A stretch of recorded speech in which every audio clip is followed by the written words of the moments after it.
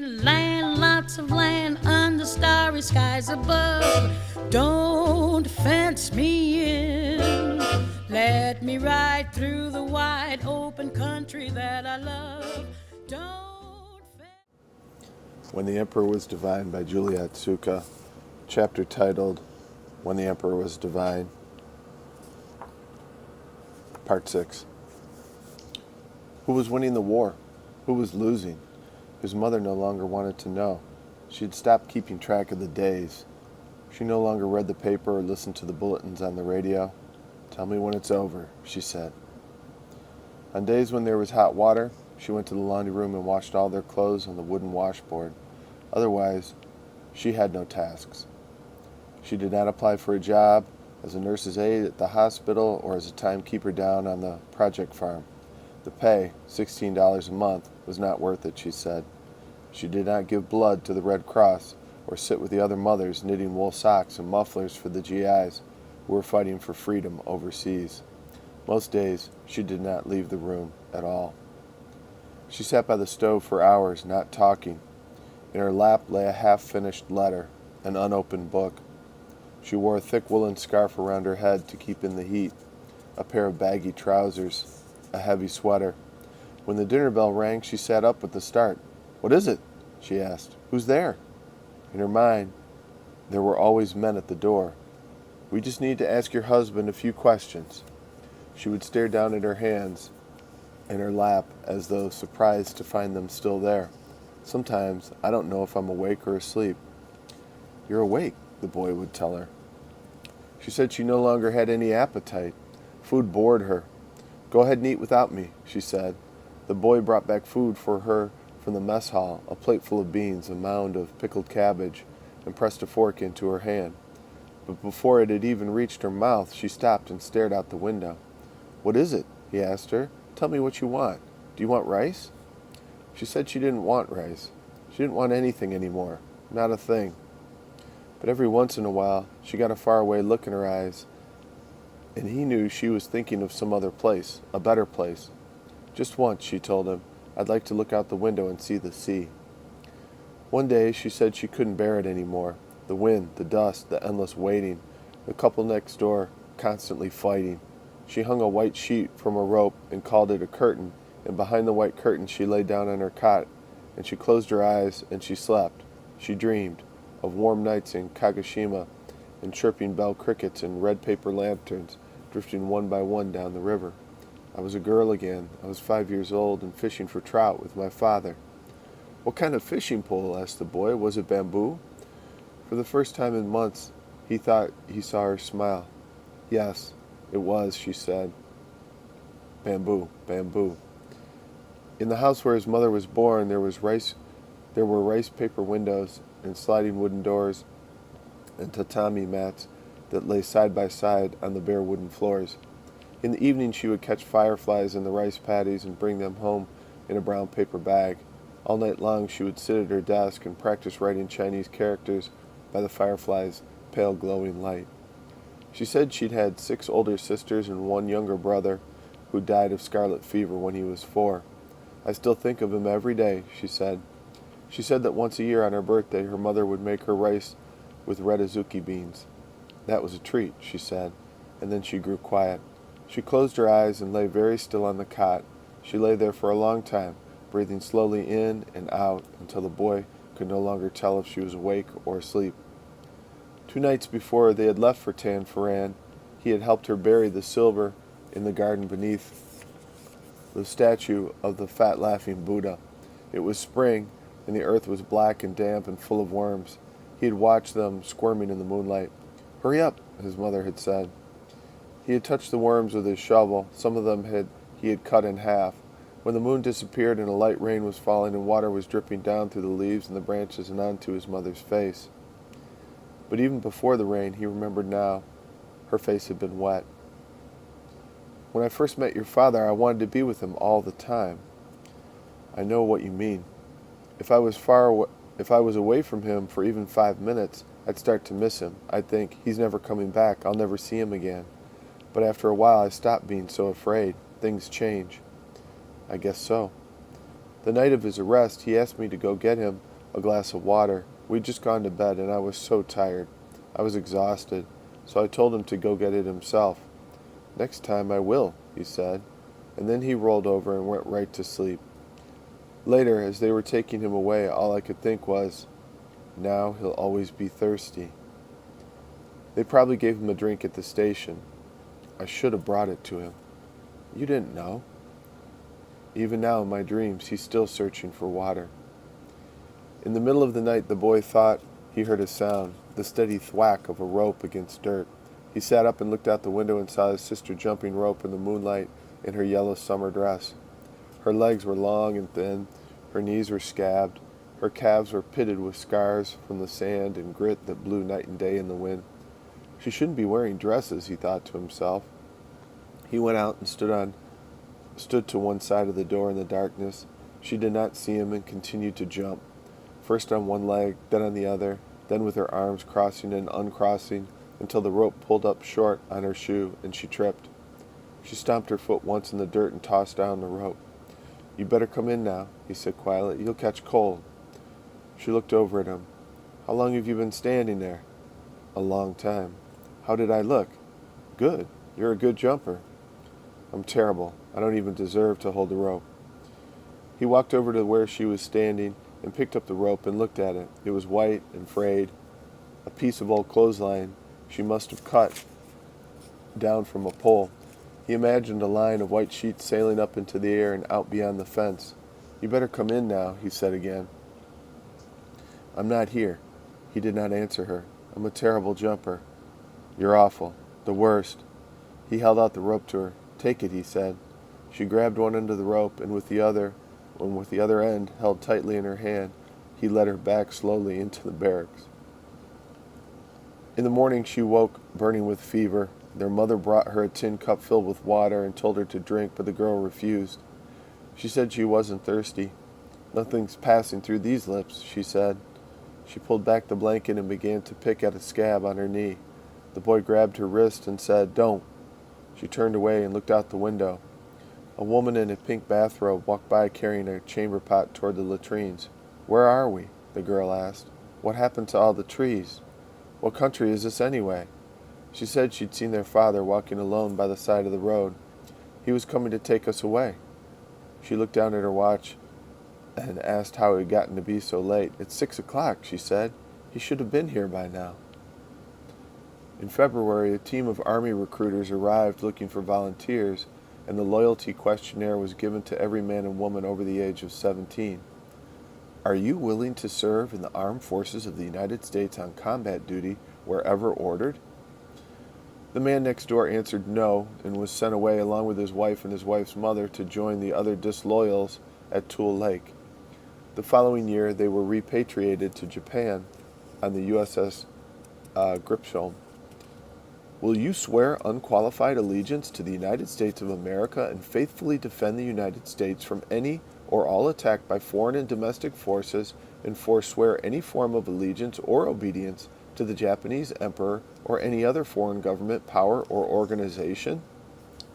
What allegiance? Asked the boy's mother. She said she had nothing to forswear. She'd been in America for almost 20 years now. She did not want to cause any trouble. The nail that sticks up gets hammered down, or be labeled disloyal. She did not want to be sent back to Japan. There's no future for us there. We're here. Your father's here.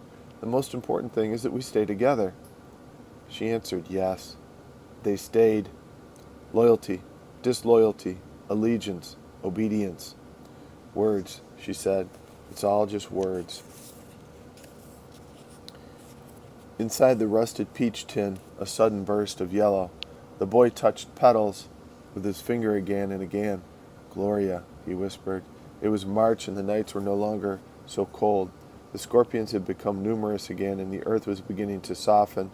The girl shoveled up spoonfuls of sand from beneath the barrack window, but she could not find the tortoise. He left without us, she said. Only the willow trees had not survived the winter. Their sap had not risen. Their branches were still bare. The girl broke off a twig and put it between her teeth. Dead, she said. Secretly the boy blamed himself. I shouldn't have plucked that leaf. He began taking long walks again, only alone now, without his sister. Beyond the fence he saw the dark shadows of the clouds floating across the sand. In the distance the mountain tops still dotted with snow. Sometimes a jackrabbit crossed his path, or a stray dog hurried by carrying something dark and furry in his mouth. Horned toads leaped across the dry white stones. Lizards basked in the sun, and somewhere out there in the desert a lone tortoise was wandering slowly, steadily, toward the thin blue edge of the horizon. There were days after rain when the air suddenly filled with the sharp tang of sage. His mother would rise up from her cot and go to the window and take a deep breath. "Unearthly," she'd mutter. On a warm evening in April, a man was shot dead by the barbed wire fence. The guard who was on duty said the man had been trying to escape. He'd called out to him 4 times, the guard said, but the man had ignored him. Friends of the dead man said he'd simply been taking his dog for a walk. He might not have heard the guard, they said, because he was hard of hearing, or because of the wind. One man who had gone to the scene of the accident right after the shooting had noticed a rare and unusual flower on the other side of the fence. It was his belief that his friend had been reaching out to pick the flower when the shot had been fired. At the funeral there were nearly 2,000 people. The casket was strewn with hundreds of crepe paper flowers. Hymns were sung. The body was blessed. Years later the boy would recall standing beside his mother at the service, wondering just what kind of flower it was the man had seen. A rose? A tulip? A daffodil? And if he had plucked it, then what? He imagined exploding ships, clouds of black smoke, hundreds of B-29s falling down in flames from the sky. One false move, pal, and you're dead. The heat returned. The sun rose higher and higher in the sky. The war did not end. In May, the first group of Army volunteers left the barracks for Fort Douglas, and a 4-year-old girl in Block 31 was stricken with infantile paralysis. Several days later, the street signs appeared. Suddenly there was an Elm Street, a Willow Street, a Cottonwood Way. Alexandria Avenue ran from east to west past the administration offices. Greasewood Way led straight to the sewer pump. "It doesn't look like we'll be leaving here any time soon," said the boy's mother. "At least we know where we are," said the girl. "Now he'll know where to find us," thought the boy. The days were long now and filled with sun, and there had been no mail from Lordsburg for many weeks. Every day seemed to pass more slowly than the day before. The boy spent hours pacing back and forth across the floor of his room. He counted the steps. He closed his eyes and recited the names of his old classmates. Whenever a dark, ugly thought, "He's sick, he's dead, he's been sent back to Japan," tried to push its way into his head.